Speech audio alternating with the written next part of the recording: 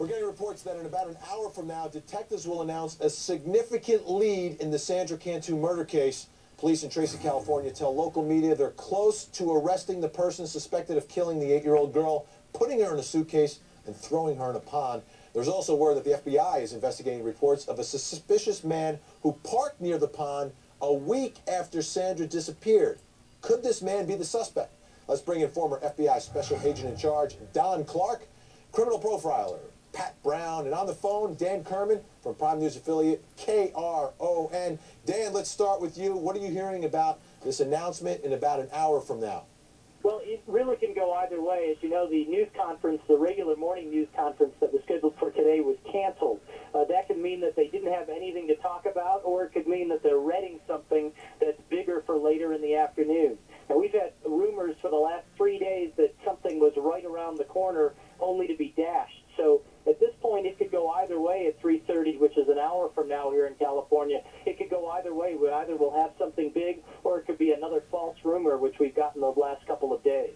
All right, Dan, how about this new lead that there was a suspicious man seen near the pond 1 week after she disappeared? This is the place where the body was ultimately recovered. 1 week after she was disappeared, but before the body was discovered. What can you tell us, Dan, about that? Well, I can tell you that we actually spoke with Stephen Memory, is the gentleman's name, and he said that what he saw from out of his house was a vehicle parked on a shoulder, parked in the wrong direction, and this was 3 days prior to her body being found. This was on, he said this was on April 3rd. He said as he approached, the car started to roll very slowly in the wrong direction down the shoulder, and he said that it looked to him as if this person was looking into a ditch alongside the road. Now, of course, this vehicle was parked right across the street from where the body was actually found.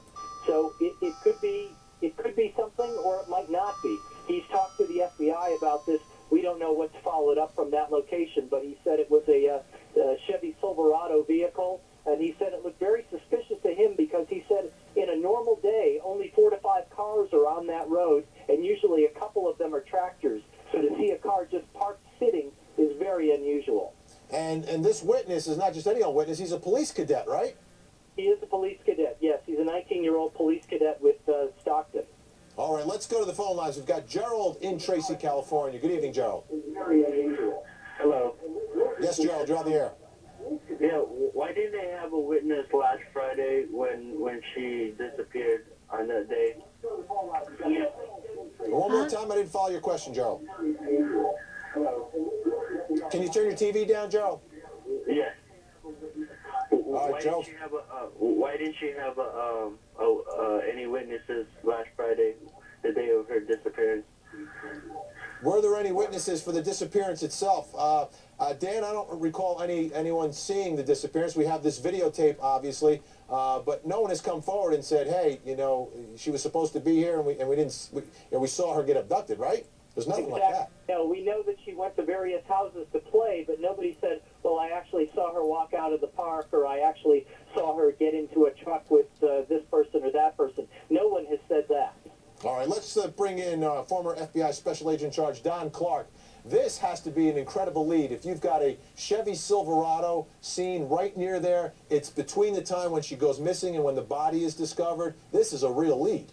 Vinny, I think this is a tremendous lead, and I'm really pulling for this police department because I don't want to be critical about them at all, because I think they have followed the right path. I mean, we go back and look at the search warrants that they searched on and all of the information that they took, and then we take how they handled this box that ultimately was the kid's body in there. They probably got some good evidence out of that, and we don't know who they've been talking to. And as much as people like me and the rest of us want to talk about this, it's really good to see that they've been tight-lipped about what's going on. I'm going to be betting that they're going to come out with something pretty key in their announcement. All right, Pat Brown, criminal profiler. If, in fact, this person is a real suspect, the story would be this person abducted this young girl, had her for a week, and then a week after abducting this child, then dumps the body.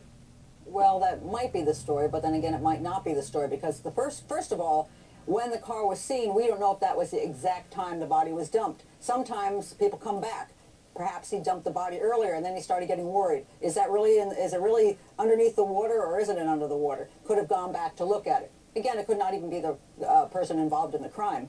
So I don't think we can jump to that conclusion quite yet. Dan Kerman, I can imagine with this information coming out, all the reporters are all over that mobile home park looking for a Chevy Silverado. Have you seen one? Exactly. Of course, we can't get in the mobile home park because of the police car that is parked in front and has been all the time. We are across the street, though, keeping our eye open to see if we see a Chevy Silverado. We're also hoping to get some more information this afternoon about that suitcase. There have been rumors about did somebody report that at every news conference the last several days, the media has asked, did anybody report a black suitcase stolen? And so far, police have denied anybody reporting a suitcase stolen, but it keeps coming up over and over and over again. Maybe they'll shed a little light on that this afternoon. All right, are police close to making an arrest? Have they finally found their suspected killer?